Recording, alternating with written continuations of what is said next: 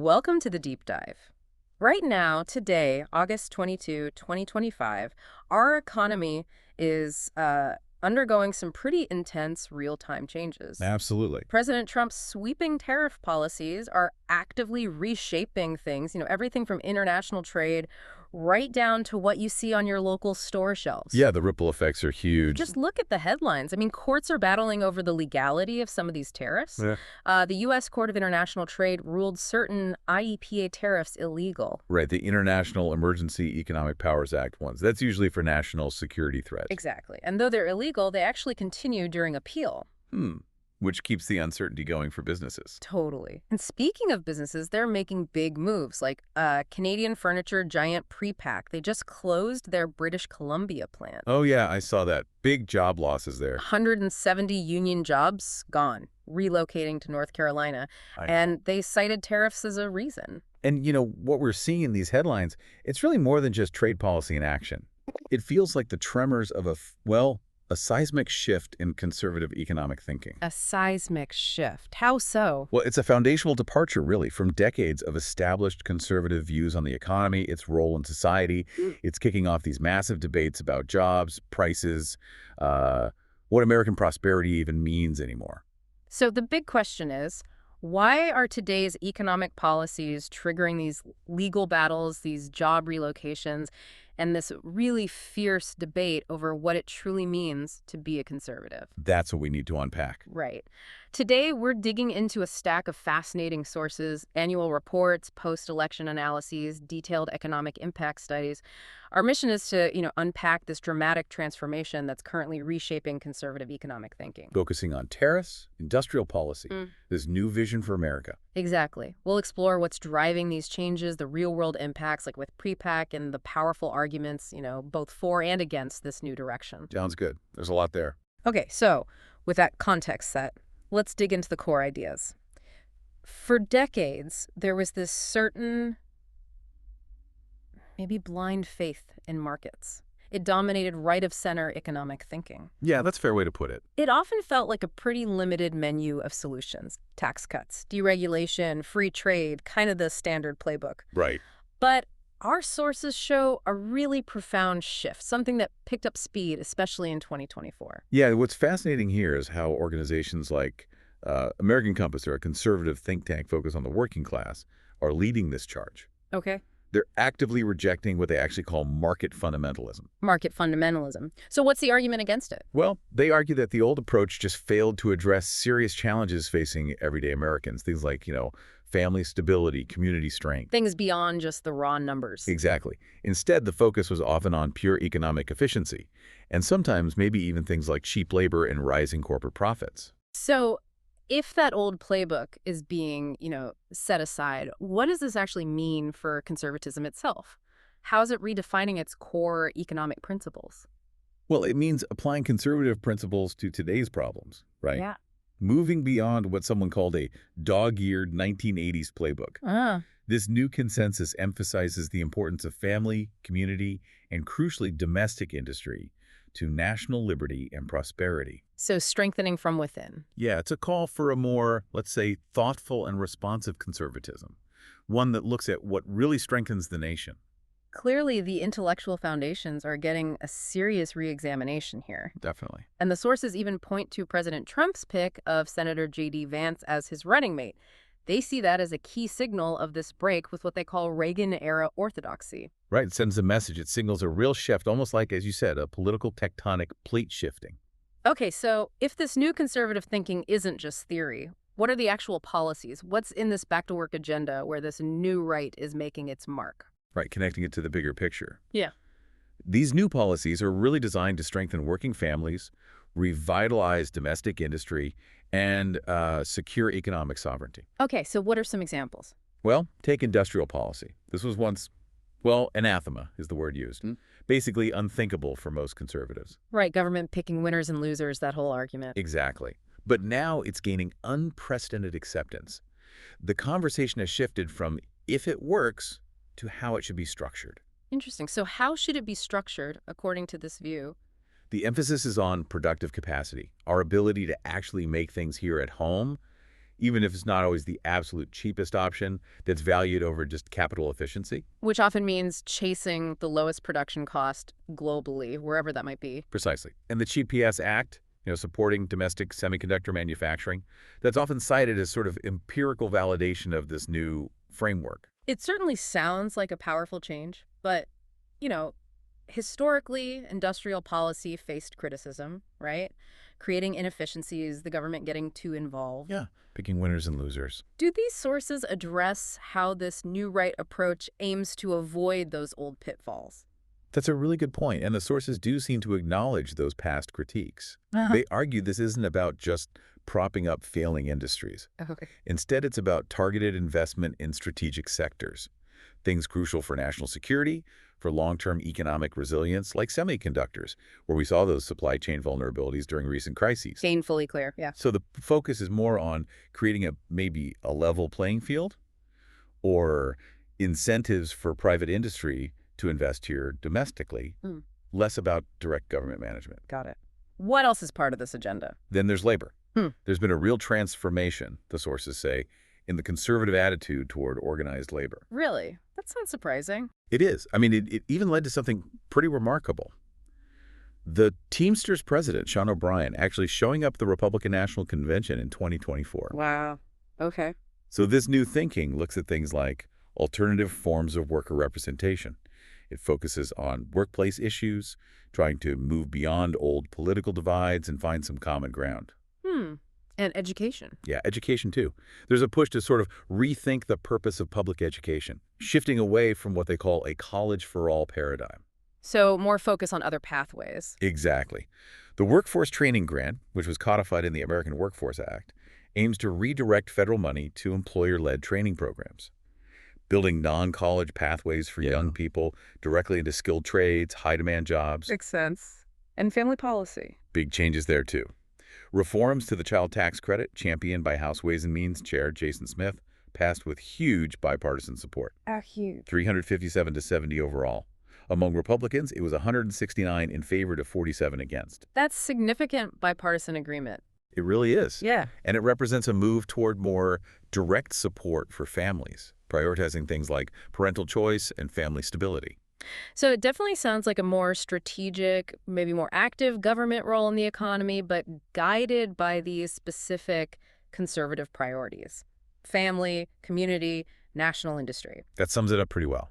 Now let's zoom in on the tool that's really at the absolute center of this new economic vision: tariffs. Yes, tariffs. Our sources show President Trump has just dramatically expanded their use, and it's really sparking a huge debate. Right.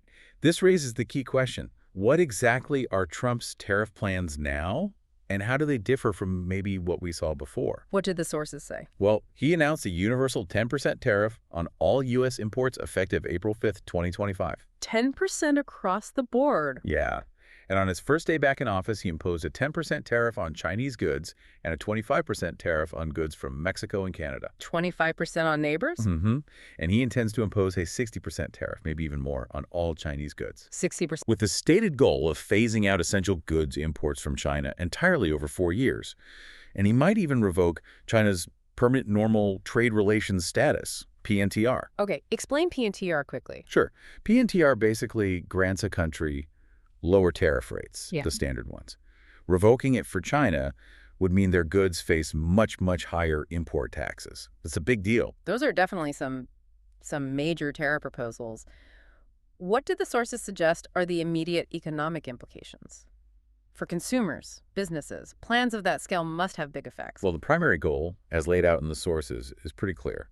Rebuild U.S. manufacturing. Okay. Encourage reshoring through tax breaks, subsidies, buy American procurement policies, especially in those critical sectors like semiconductors, rare earth minerals. Right, the strategic ones. And Republicans in Congress, the sources say, largely support this agenda. The aim is strengthening working families, securing that economic sovereignty we talked about. So the hope is that more domestic production eventually means lower prices and more stable, high-paying jobs here. That's the argument, yes. Increased domestic production leading to better outcomes long term. That sounds like a powerful strategy, I guess, but what about the direct economic impact, those numbers? Our sources show some really different projections on what these tariffs could actually mean. Oh, indeed. There's a very strong debate here. On one side, you have the Coalition for a Prosperous America, or CPA. They're an alliance of manufacturers, agriculture groups. Yeah. They generally favor trade protection, right? Exactly. Using their economic model, they estimate that a 10% universal tariff combined with income tax cuts would generate something like $728 billion in economic growth. Wow, okay. And jobs. Create 2.8 million additional jobs. They project manufacturing output could rise by almost 5%, 4.77%. Significant numbers. What about household income? They project real household incomes could go up by 5.7%, was about $4,252.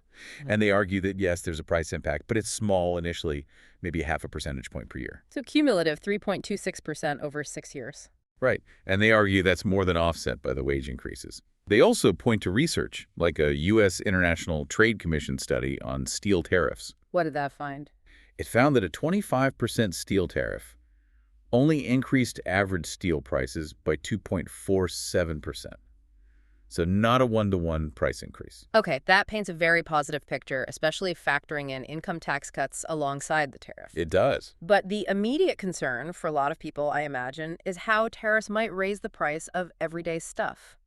Do these sources really make a compelling case that wage increases will outweigh those direct costs for the average family? And that is the absolute crux of the debate. Proponents argue, yes, the long-term benefits domestic jobs, higher wages will compensate for any initial price bumps. But there's another side. But then on the other side, you have groups like the Tax Foundation, a nonpartisan tax policy think tank, American Inequality, which focuses on economic disparities, and the American Enterprise Institute, another conservative think tank. What do they project? They project significant negative impacts. The Tax Foundation estimates all these imposed tariffs would reduce U.S. GDP by 0.9% before any retaliation from other countries. And with retaliation. 1% drop in GDP.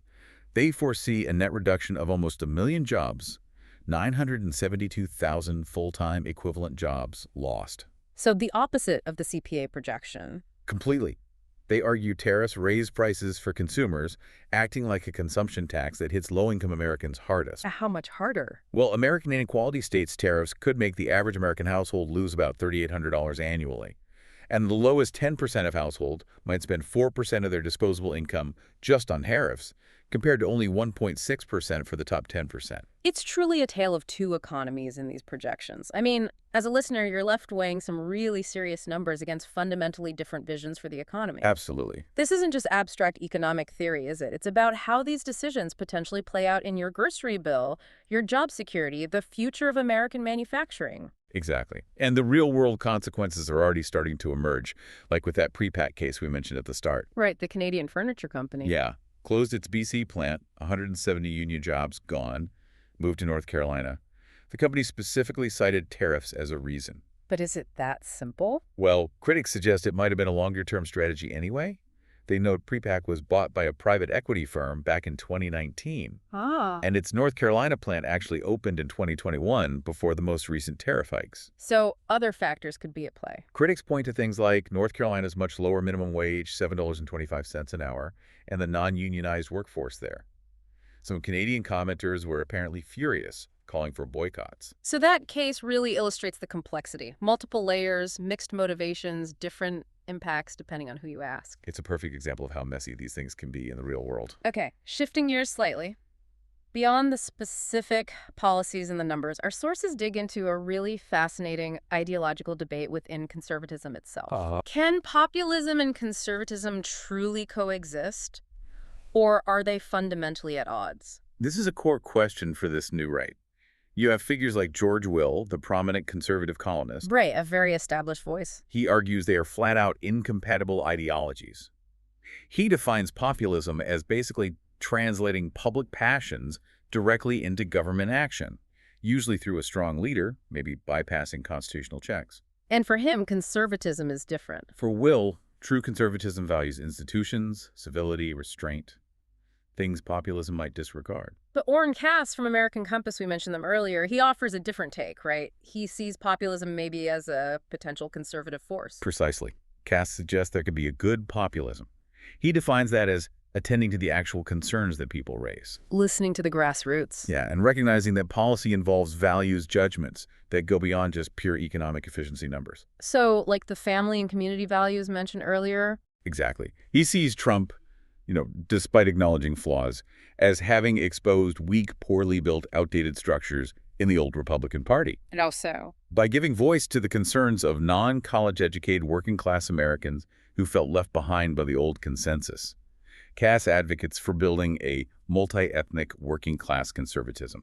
so it really sounds like a battle for the soul of the party, It does. determining if it snaps back to its sort of pre-Trumpist roots or if it forges this new post-Trump path that incorporates these more populist-aligned, pro-worker, pro-industry policies. Yeah, the outcome could genuinely redefine American politics for a long time. So this deep dive has really shown us a conservative movement in the middle of a profound transformation, moving aggressively with policies like widespread tariffs, industrial policy. Things that were unthinkable not long ago. We've seen the powerful arguments for economic growth, for job creation, but also there's really serious concerns about consumer prices, potential job losses. Yeah, what truly stands out, I think, is how this new right isn't just tinkering with economic policy. It feels like a reevaluation of what America First actually means. How so? It means for families, for communities, for our place in a globalized world. The debate isn't just about the numbers on a spreadsheet. It's about the very values we prioritize as a nation. And that's a discussion with profound implications. Absolutely. So what really stands out to you about this dramatic reshaping of conservative economic thought? And how do you think these policies might ultimately impact the fabric of American life in the coming years? Well, we've seen how tariffs on steel, in one study, only bumped average prices by maybe 2.47%. Yet other analyses predict nearly a 1% drop in GDP, almost a million jobs lost. The divergence is stark. Definitely something to chew on. Here's a final thought. If this new conservative vision fully takes hold, emphasizing domestic production, strong communities, direct support for families, how might that fundamentally alter the global economic landscape? And, maybe more importantly, what kind of unforeseen challenges could still emerge from this approach down the road?